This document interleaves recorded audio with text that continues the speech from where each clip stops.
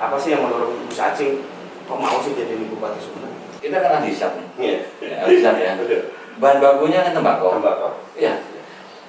Kita mungkin banyak yang belum mengetahui stok tembakau nasional itu 60% itu dari Jatim. Stok tembakau. Di mana itu kira-kira kantong-kantongnya? Madura kasih. Kalau rokok kretek, ya. Kebetulan saya lihat tadi Mas Ferry itu Apa ya kretek? Kretek. Laki banget, Pak. Iya, itu.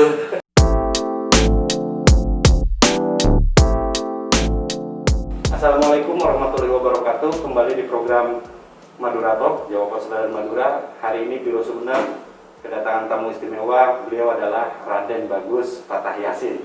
Wajah beliau sudah tidak asing lagi di Madura, tidak hanya di Sumeneb, ada di mana-mana gambarnya. Pak Fatah, selamat datang di Radar Madura. Iya, terima kasih Mas Ferry. Tapi Kesempatan. kayaknya kurang akrab kalau nggak manggil Gus Acing. Iya. Gus, sebenarnya gini, kami tidak melihat Gus Acing ini sebagai kepala Bupati Pamekasan, tapi sebagai salah satu calon Bupati Sumeneb. Kalau dilihat sejarah karirnya Gus Acing ini kan sudah sangat enak lah, dari beberapa kepala dinas di Jawa Timur, kemudian sekarang kepala Bapkorwil. Apa sih yang menurut Gus Acing kok mau sih jadi Bupati Sumeneb? Ya, Mas Ferry, jadi terima kasih. Sejak awal mula ketika nama saya muncul di Sumeneb dan sekitarnya, saya juga agak kaget. Mungkin seperti yang Mas Ferry tadi katakan bahwa sosok seorang Fatah Yasin atau Gus Acing itu dilihat di Jawa Timur memang kurang lebih 33 tahun di pemerintahan dengan berbagai pengalaman, dan saya ikut 7 gubernur, mulai Gubernur Pak Wahono sampai sekarang Ibu Khofifah Indar Parawansa. Dan mungkin ya Mas Ferry itu tidak dialami oleh teman-teman saya yang lain di lingkungan pemerintah Provinsi Jawa Timur. Saya pernah ditugaskan di 7 kepala dinas.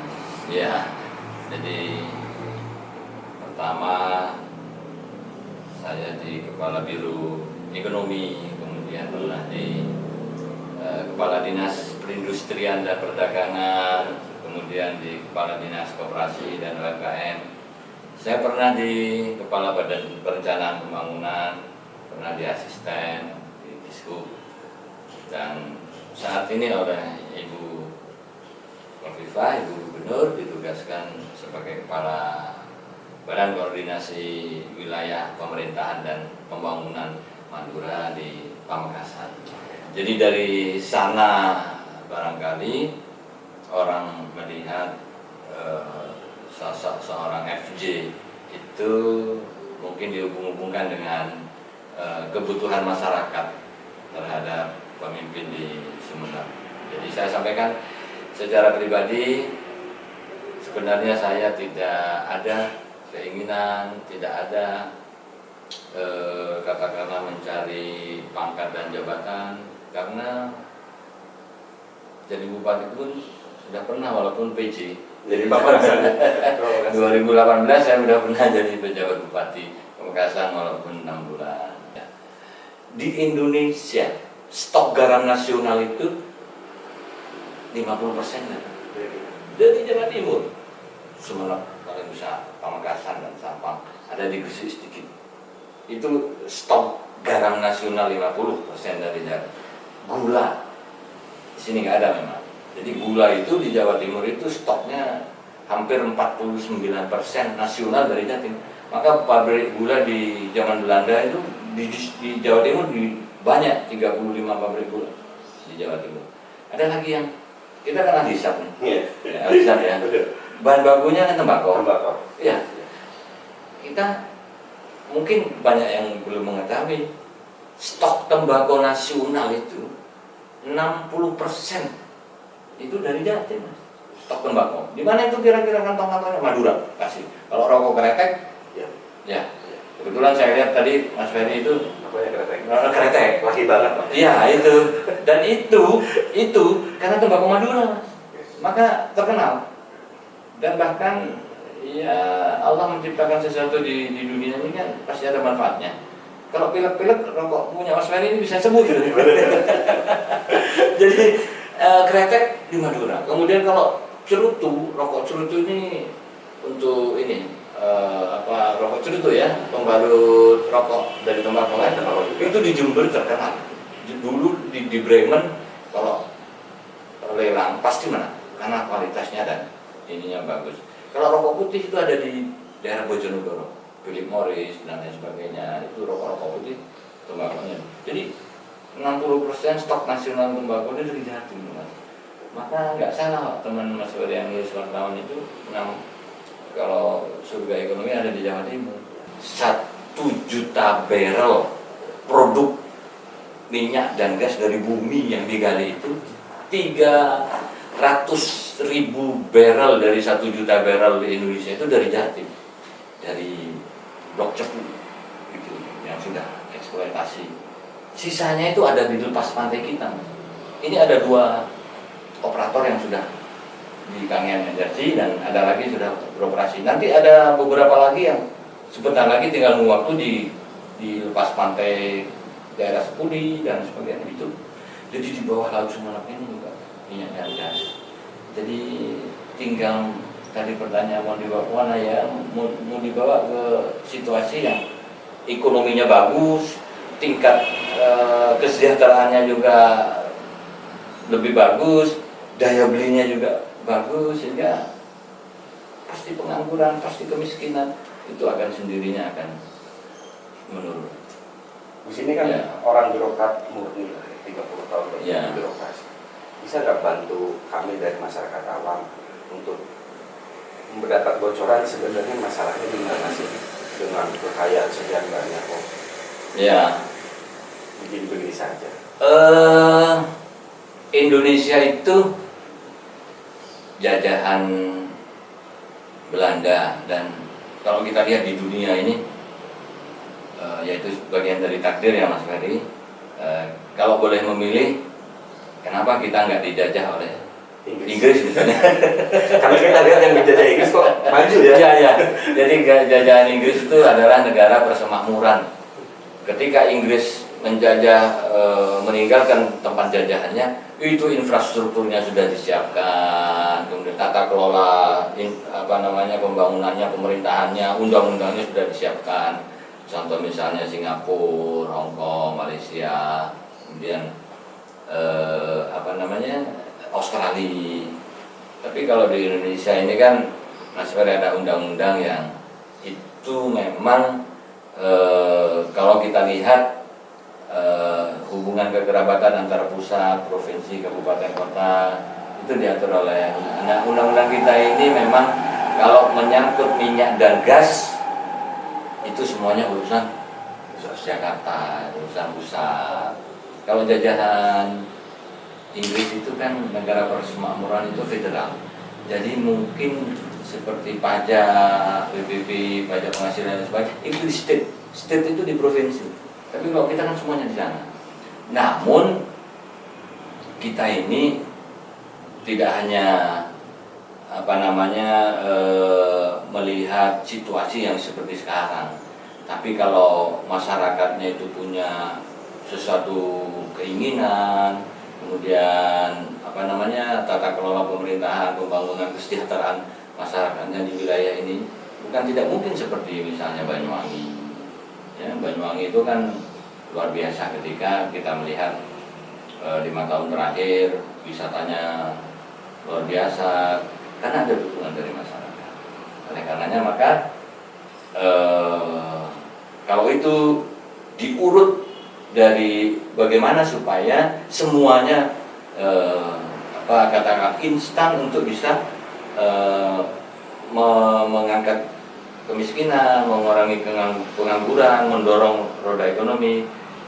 Ya, saya pernah meneliti di Jawa Timur sebuah wilayah yang pertumbuhan ekonominya, pertumbuhan ekonomi wilayahnya baik, itu harus didukung dengan infrastruktur. Ya, orang melihat pembangunan jembatan Suramadu bagi Madura itu akan instan melihat kemajuan sebuah wilayah yang 5 atau 10 tahun. Ternyata sejak tahun 2009 sampai ini sudah 10 tahun berarti ya. 2009, sekarang sudah 2019, 11 tahun. Ya, ngefeknya nggak terlalu, karena apa? Banyak hal yang. Jadi jembatan Suramadu itu dibuat, itu koma maksudnya. Jadi investor melihat hanya keindahan, indah ini jembatan Suramadu, indah, terpanjang di Indonesia. Tapi melihat, bayangkan Mas Ferry, sekarang misalnya ketika akan dikembangkan industri apapun, barang bergerak dari Madura ke Surabaya misalnya.